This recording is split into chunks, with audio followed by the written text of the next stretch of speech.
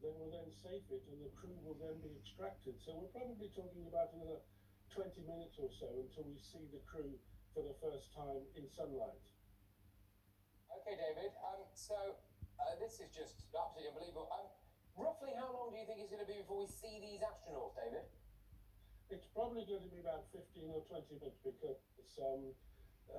it's happening actually quicker than they said on the supposed timetable. But you see there, the crane is just coming up to the capsule. They then have to affix an attachment and then bring it in. They then have to safe it and lower it gently onto the deck. So okay. 10, 15, 20 minutes. Well, with that in mind, David, if you don't mind, I'm going to ask you to stay where you are for me, if that's okay, because I want to come back to you in a couple of minutes' time. It's Dr. David Whitehouse, a space expert, author of Apollo 11, The Inside Story. But I'm very pleased to be joined now while we wait for those astronauts to kind of almost be lassoed onto that rescue boat and then urged by the father of the man who genuinely made all of this possible, actually. Elon Musk. It's Elon Musk's dad, Errol Musk. Errol, thank you very much. Tremendous to have you here on GB News. I mean, your son has done quite a lot of stuff. This, I imagine, is one of the more remarkable things. Yes, yes, I think it's wonderful that they're back. It's absolutely wonderful. And, they could have come back 7 months ago. Elon offered to bring them back 7 months ago. So, the Biden administration wouldn't allow it because it looked too good for his opposition. So he kept them up there. Yeah, so just explain that for our viewers and listeners, Errol. So obviously these astronauts have been, stranded in space is a term, stuck in space, I suppose is another way of putting it, for 9 months. And Elon Musk offered before the election to go and bring them home using his SpaceX technology, and it was denied, right? Yes, that's correct. He offered to bring them back 7 months ago. There was a slot available to bring them back, and the Biden administration wouldn't allow it because it looked too good for the Trump's campaign, And it's interesting, United Launch Alliance was given $5 billion to build their capsule. SpaceX was given $2.5 billion. SpaceX completed this in 2 years. And United Launch Alliance took 4 years. And in fact, their capsule had the astronauts come back, it's not widely known. It did not come back safely. So it's just as well they didn't try and come back on that United Launch Alliance capsule. How much credit does Elon deserve for this? As we're seeing now, wow, look at that footage. That capsule is being winched out water. How much credit does your son directly deserve for this? Is he a genius, or does he just have the money to surround himself with other geniuses? No, he's an average Joe, That's stupid question. Yeah, he's pretty smart. Well, where does he get it from, Errol? I don't know. From above. Errol, I'm going to ask you to stay where you are, please. Thank you for this, by the way. It's great to have you on. Can we dip into the live commentary on this now? Because that capsule's just got on the boat. So here we go. Final checks and stand by for admission to the egress platform.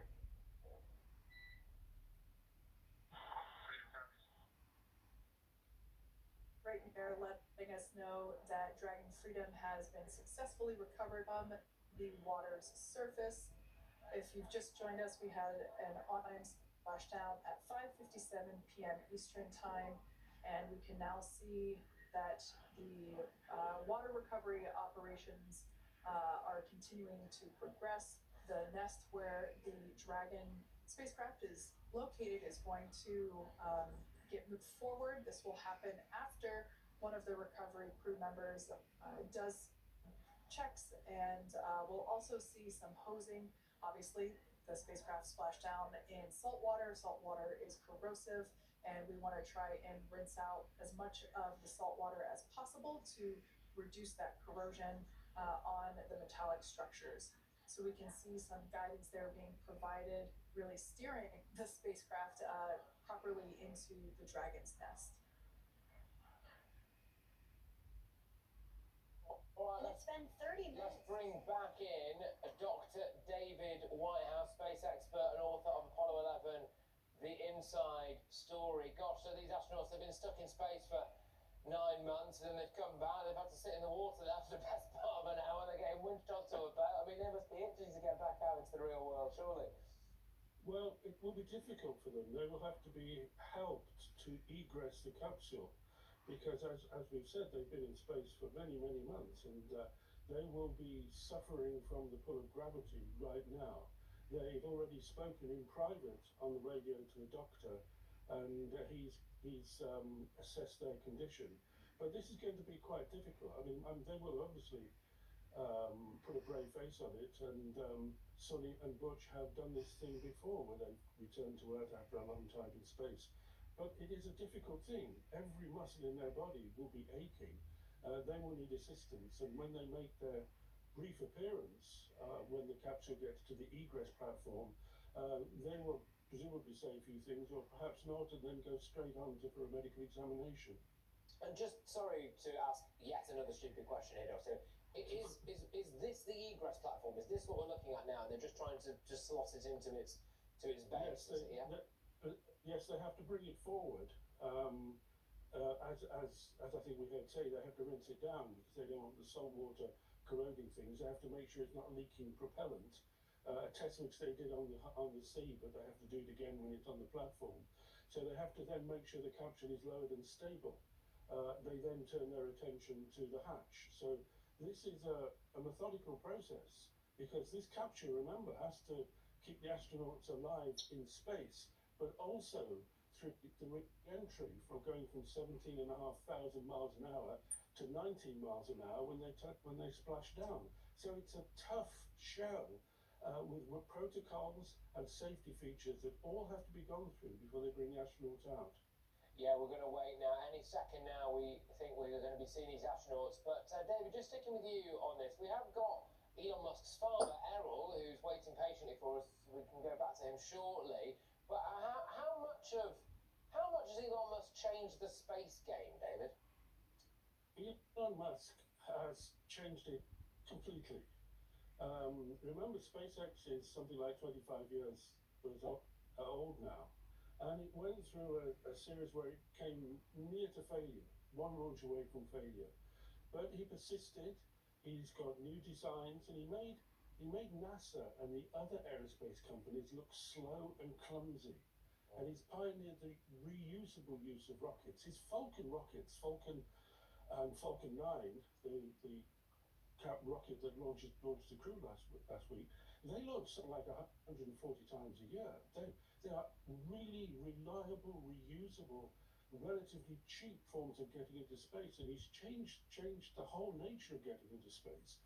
And with the Trump administration and Elon Musk looking to analyze the current direction of the American space program amid criticism of the Boeing Starliner, which failed, and the criticism of the delay in the Artemis project to return people to the moon, I think you can expect Elon Musk to play an even greater role in the future, particularly since one of his friends who went up in the Polaris Dawn crew a few months ago is now going to become the next administrator of NASA. So Elon Musk is shaping the American space effort increasingly. Yeah, fantastic. David, stay there for me, please, my good man. Let's bring in Errol, who I think has been listening quite closely to all of that. Errol Musk there, Elon Musk's father. So your son has absolutely fundamentally changed the game as we wait for those astronauts to come out of there. What next? I mean, is Elon going to be sending people to Mars, do you think? Does he ever talk to you about this kind of stuff, Errol? Yes, of course. I've been at the recent launch of a Starship with Elon, and it's going well. You know, my personal feeling is we have to move to something new. We're going to start studying it soon, and that's space-time travel. We have to start studying space-time travel if we expect to really do anything. And that's, I would say, the next step once we sort of master the slowness of, get past the slowness of rockets and we move on a bit. So, yeah, I think we will see a lot of things happening in the future. And, you know, Elon has, as this other gentleman said, changed things. In fact, SpaceX is the only really viable launch facility in the world.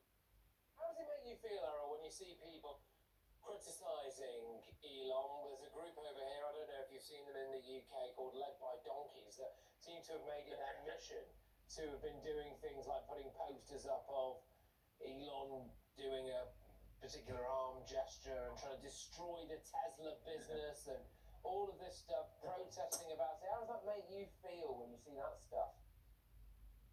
No, you know, if you've ever been into a high school, you know, then co-ed, especially high school, then you're used to it. You know, no matter what you do, if you do well, you know, you get criticized, and you get criticized for the people who quit this. So yeah, we just laugh it off. You know, it's just a joke. You know, we laugh them off, and our problem is to get going further. You know, and now that we have the Trump administration, they want to put so many obstacles in the way of SpaceX, which Biden was doing, trying to prevent progress with SpaceX. Well, just on that, thank you, Errol. Please, sorry to keep you, on the line, but it's great to have you. If you don't mind hanging on for a few more minutes, I'll just reintroduce Dr. David here. What are we looking at here? There's a flurry of activity on the deck. So what's going on now, Dr. David, please? Well, they are preparing for the egress of the crew. They're making sure that it's safe. They're making sure there's no obstacles. Everything is plugged up. The bottom half of the capsule is rinsed, so there's no salt corrosion going on. They then have to check all sorts of connections and seals. They then have to make sure they're in communication with the crew on the inside, because it's not a question of opening the hatch from the outside. It has to be opened from the inside at the time. And there's a question of pressure differentiation to make sure that the pressure is right and make sure that the crew are able to carry out the function. So it is routine. We can expect perhaps in a few minutes for them to be seen. I mean, look, it's absolutely extraordinary for people like me, and no doubt most of our viewers and listeners, but you've hit the nail on the head there. This, for the people who are trained in this remarkable job, is part of their routine. And they're a special breed of people, aren't they, David? These astronauts and all astronauts. What's the kind of intelligence level? What kind of tests do they need to pass just to be able to even be allowed to go to space? Well, the astronauts these days are different what is colloquially called the gods of Apollo. The gods of Apollo had to be really extraordinary people, and they were usually test pilots on the basis that they had to handle high-speed equipment, altitude and stress and all G-forces and all that business. Nowadays, we are in the realm of space workers, people who go to work in space. Now, these capsules are still flown by experienced pilots who have got aviation history before they even get into a capsule. But a lot of the people who go along to do work you don't have to be fantastically fit. You have to have a certain level of fitness, of course, but you don't have to be super fit, as long as you're able to cope with the rigors of launch, and it's actually less than you get in some fairground rides that you can go around the country. So provided you are well trained, and it takes years to be an astronaut. If you're selected as a candidate astronaut, you can spend, I think it's 3 years in your basic training, and then another two years training for the particular mission you're on. Okay. Sorry about this, David. I just want to pause you there for a second. Let's just take this commentary live at a simple time. This hatch might be about to open. Let's just see what they're saying at NASA.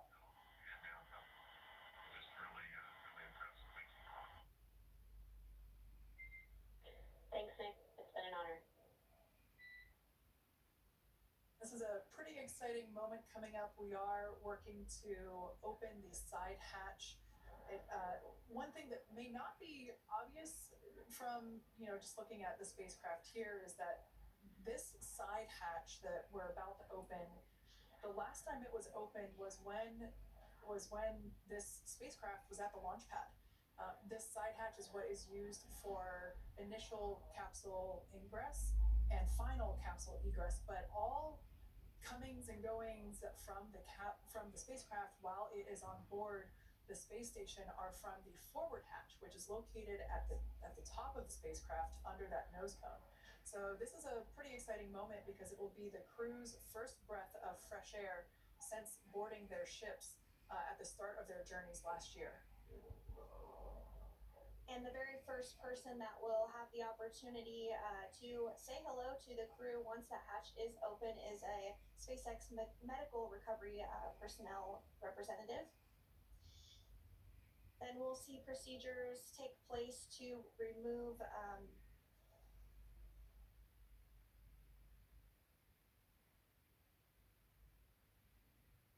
All right. Well, look, obviously the connection is a little bit shaky there.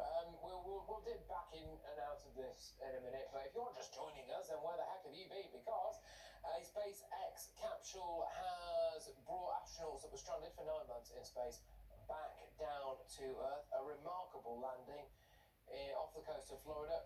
Remarkably surrounded by dolphins as well. They are about to get out of this capsule, I think. And let's go back to the NASA commentary. To the capsule, into freedom to help the crew members unbuckle and stand up, and essentially we'll also see a fun little slide be put in place to help the crew members exit the spacecraft safely. So yeah, we're gonna remove all 4 of those footrests to basically give a little bit more working room inside the spacecraft. That's right, and we did hear the go for that hatch opening, so we're just a couple minutes away from being able to see that. You might be able to get the chance to see a couple of views inside of the Dragon and see the crew following their splashdown. Now, opening that side hatch isn't quite like opening, the door to your car. We have to depress the seal around the side hatch, as well as, we'll now see them open that side hatch up.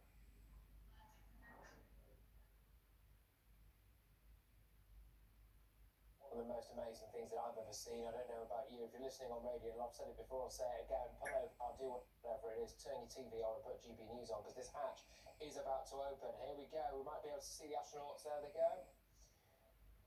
And there you have it. The side hatch is open for the first time since September.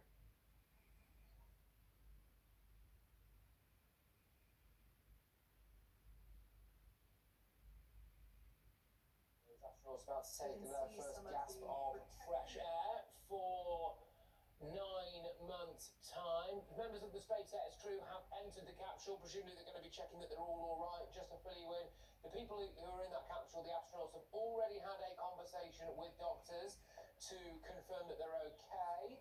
So let's see if we can get first glimpse inside the capsule. These photos will get saved into our procedure. We'll then install that protective frame around the side hatch. This helps to ensure that the side hatch itself, the edges of it, incur no damage while crew members are coming out from the spacecraft.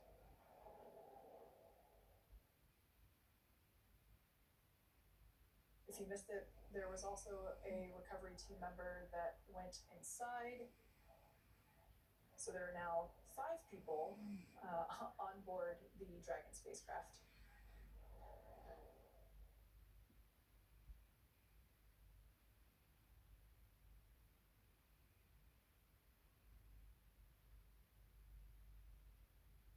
Okay, look, the connection is cutting in and out. Just stay with us here on GB News, because we're going to be giving good points. But wow, I've just received some details about the potential effects on the human body that being in space for that length of time can take on you.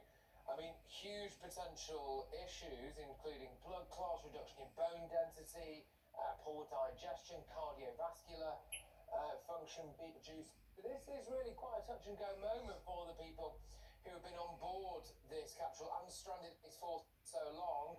They are going to have to undergo a series of medical checks. They are not out of the woods yet. This is just the latest hurdle that they have to get over. Let's just check back in again, Skinner.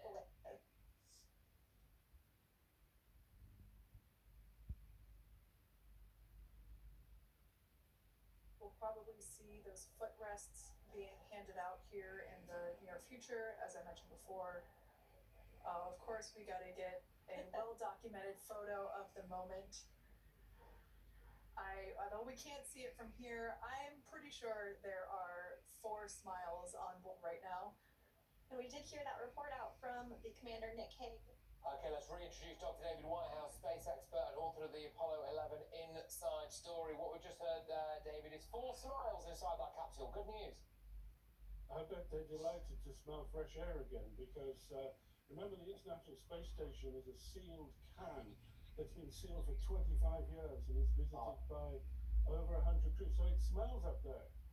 Even though your sense of smell is diminished in space, it's not fantastic. So fresh sea air, particularly on such a wonderful day like this, will be a welcome boost to their senses. But remember, their bodies will be aching and they will need help to, they've got to remove anything that's in the way of their egress, and they've got a slide which they are being helped onto, and they will be slid out of it very slowly, helped all along the way, because their muscles will start to complain.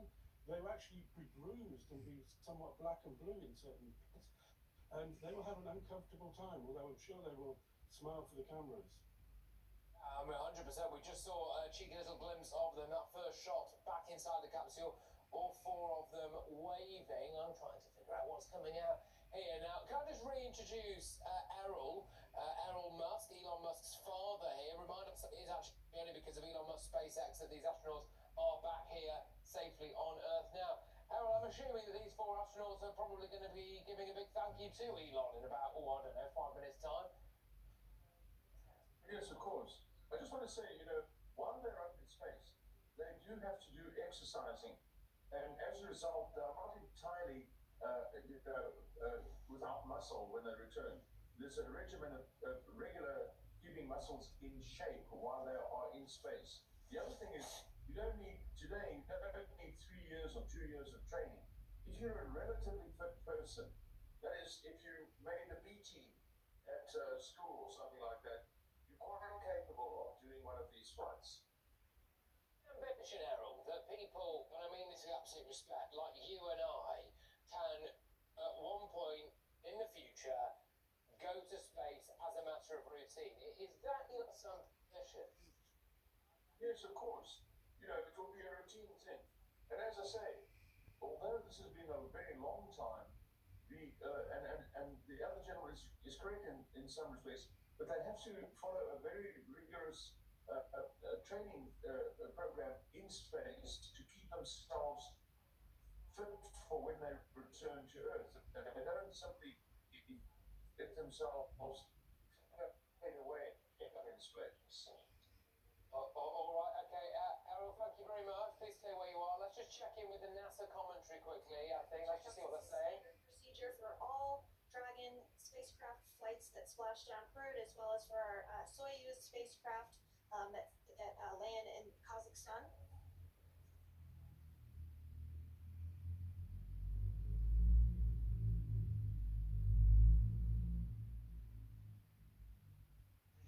David Whitehouse, just to say to you that it's not a connection dropping in and out, it's just we are kind of at the mercy of NASA's commentary here, and sometimes they just stop talking, and we obviously can't quite guess when they're going to come back in, so we don't want to give you long periods of silence.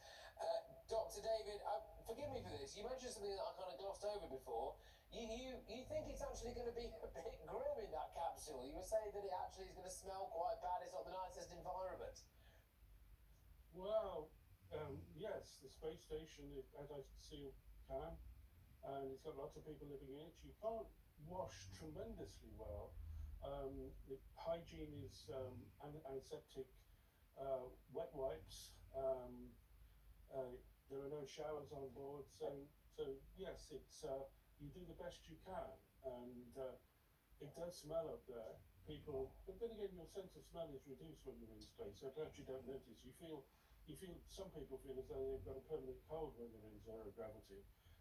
So that first smell of fresh air is what many returning astronauts really say tells them that they're home, and it's a welcome assault on their senses. David, what's the procedure here now? So when they come out, they're going to be on this boat in the middle of the ocean. They then get do they get taken to Cape Canaveral? Do they have to get taken to hospital for assessment? When do they see their families? When are we thinking that there might be some kind of press conference? What's the procedure? Well, it can vary from mission to mission. They may say something on the ship itself, but they will be taken down below decks to see a doctor where they will be assessed. They will need some rest. It's a couple of hours to take them back to the harbour where their families should be waiting for them. So it depends upon many things, but given the publicity around the return of Sonny and Butch, that when they do return to Florida, there should be a lot of people there. So you can probably expect a press conference in a few hours, if not tomorrow. But bear in mind that, as Elon Musk's father said, although they take a lot of precautions to stay fit in space with exercise, with diet, with drugs, this is a considerable spot on their body. And when Okay. one American astronaut came back, he said gravity gets you down. All right, David. Think that I'm looking at some kind of stretcher going into this capsule now. Let's just see what the NASA commentary says. We might be seeing the first astronaut. Let's take it over to, yeah, there we go. Go on, take it to NASA.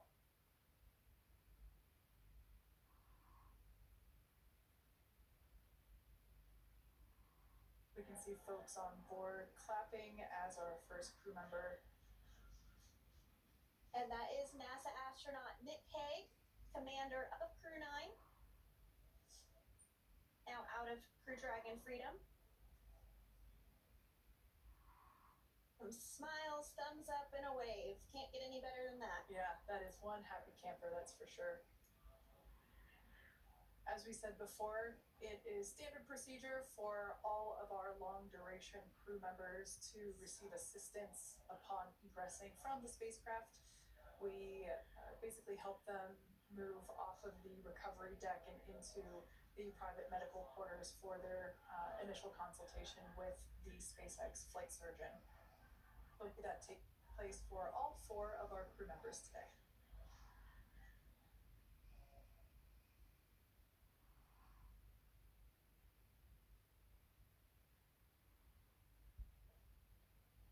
Well, there we go. The first astronaut has made it out safe and sound.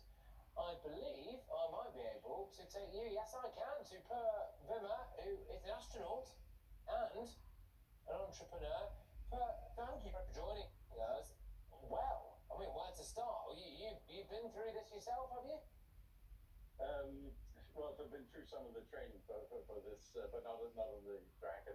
I'm actually delighted to see that they've come back safe and sound. It's been almost a textbook landing all the way, and it must be fantastic for them to put out the heads and breathe some fresh air again after 9 months in space. And forgive me, Per, because as you can imagine, this has been a bit of a rolling news feed. So you yourself have been to space, I take it, or have you just been through the training, you were saying? Yeah, I'm going up end of next year. So I've been through all the training, the centrifuge, the fighter jets, the Vomit Comet, Wow. Getting ready for weightlessness. All that Just stuff. pause it there for me, my good man. Very sorry about that. Take you back. We've got another astronaut coming out now. Looks like we're getting some cheers and clapping on board as Alexander is slid down the little ramp and placed into the mobility aid. Again, big smile. Okay, so Per, you might have all of this to look forward to. The 2 astronauts who've come out now, I don't think are Butch or Sonny, the ones that were originally stranded. These are the ones that went up to help get them back, is that right? No, that's right. There's Nick, the commander, who came out first, and then the Russian cosmonaut Alexander, who came out just now. So we still have Butch and Sunny just waiting, and obviously that would be some celebrities of this whole mission because they got stranded. But here they're going to come anytime shortly now. Anytime now. Just the emotions that they must be feeling, or maybe they don't feel emotions, but maybe they're so well trained. You would know. What would you think they will be feeling now? No, this is emotional. It is definitely emotional. You cannot take that human element away. Imagine that, and in particular for Sonny and Butch. I mean, Sonny is 59 and Butch is early 60, 62, I believe. So, I mean, this is probably the last trip to space. I mean, who knows? Everything's possible, of course. But well, they've got their money's worth, haven't they? They got their money's worth. 8 days turned into 9 months. Absolutely. Going for 9 days and turn out to 9 months and having extra luggage delivered. I mean, imagine a holiday like that. You got some extra clothes or whatever that all got delivered to the door. To know that they must be very emotional right now. It is a very big moment, and it's a completion of a very successful scientific mission. Okay, well, pause that there, because if you're just joining us live here on GB News, you are about to see the two astronauts who, if they weren't household names before, certainly aren't household names now, because they've been stranded in space for 9 months. They are finally about to come out of this capsule. The two astronauts who went up to help get them back, they've come out first.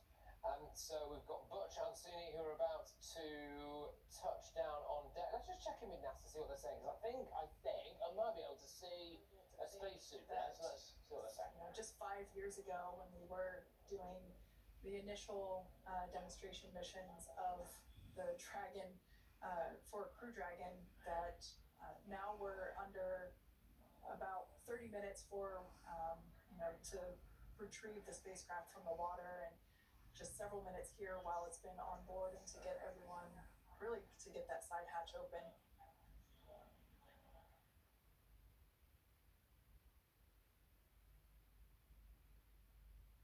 For those of you that have just recently joined, the Dragon had an on-time splashdown. Looks like we're getting our next crew member. That is none other than Sunny Williams. Big smile, big waves. She, like her other crew members, now will be assisted onto the mobility aid.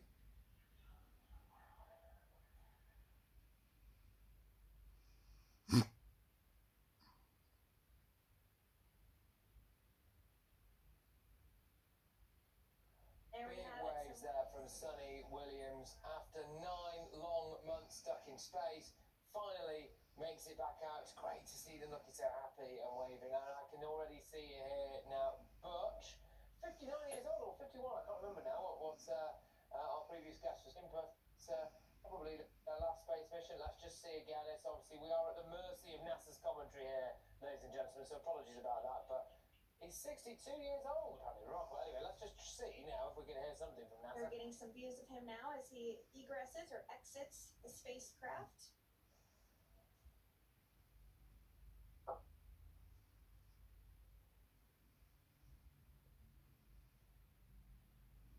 All right. Okay. Well, I want to bring Per back in now. Now, Per, thank you very much for sticking with us there. So what will his body be feeling now, and Sunny's body as well? Are they smiling through the agony? Or are they all right, do you think? They're all right, but it is a very different thing to come back to planet Earth again. First and foremost, I think everything is very heavy. You know, don't forget they would have lost quite a bit of their muscles, and their bones as well would have deteriorated. So they're not as strong as they were when they went up, and everything feels a lot heavier because they're used to zero gravity or microgravity. Also, what you notice as they came out of the capsule, there were two people grabbing them quite quickly by each side to make sure that they don't fall. Because when you come back to Earth, you can be a little bit dizzy because the blood and the heart hasn't really adjusted just yet to be back on planet Earth. When you're in space, you tend to have more blood and fluid in the upper part of the body because the gravity is not pulling you down. The heart adjusts to that in terms of the heartbeats. And when you come back to Earth, you need to readjust back again. And that doesn't happen overnight. In fact, it easily takes some days and weeks to adjust to that. And therefore, you got to grab them. Being honest now, being honest with me and my viewers and my listeners, you are conceivably going up to space quite soon. Does this not make you a little bit scared? The idea that these two have been stuck there for